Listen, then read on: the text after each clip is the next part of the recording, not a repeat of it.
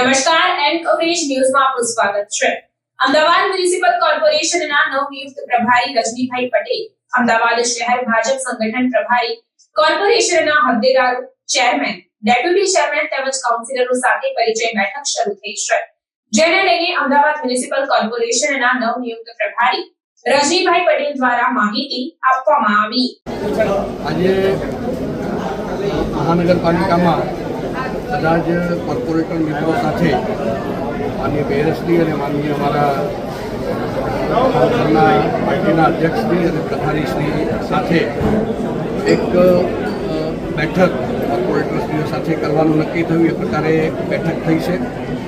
સૌની સાથે આવનારા સમયમાં સાથે મળીને વિકાસના જે કોર્પોરેશનના કામો છે એ ખૂબ સુંદર રીતે થાય અને સાથે સાથે ભારતીય જનતા પાર્ટી માટે પણ બોર્ડમાં સંકલનથી સૌ આગળ વધે એ પ્રકારની સામાન્ય ચર્ચાઓ આજે થઈ છે અને સૌ સાથે મળીને એ દિશામાં આગળ વધે એ પ્રકારની વાતચીત થઈ છે.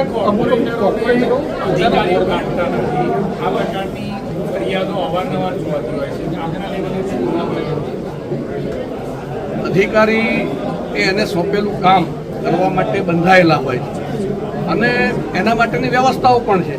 એટલે અમારા માનનીય મેયરશ્રી કે બાકીના જે જવાબદાર પદાધિકારીઓ એમના સુધી એ વાત પહોંચે અને એમના માધ્યમથી જે કંઈ કરવા યોગ્ય કામો હોય એ થાય, એના માટેની સૂચના કે કામો થાય એ પ્રકારની દિશામાં ચોક્કસ પ્રયત્ન કરશે.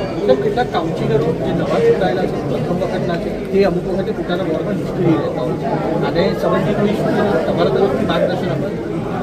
નિષ્ક્રિયતા સક્રિયતા એ તો દરેકની પોતાની વ્યવસ્થાના ઉપર આધારિત હોય છે, પરંતુ ભારતીય જનતા પાર્ટીના કાર્યકર તરીકે સક્રિયતાથી કાર્યકર્તાએ કામ કરવું જોઈએ અને એ જ રીતે ચૂંટાયેલા પ્રતિનિધિએ પણ પોતાના વિસ્તારના વિકાસ માટે અને શહેરના વિકાસ માટે કામ કરવું જોઈએ. એ વાતો સમયાંતરે થતી હોય છે અને જે કોર્પોરેટરો ક્યાંક તમને એવું લાગતું હોય કે થોડા ઘણા નિષ્ક્રિય છે, તો એ सक्रियताથી काम करे એના માટેની વાત પણ થઈ છે. खबरों के लिए चैनल को सब्सक्राइब कीजिए.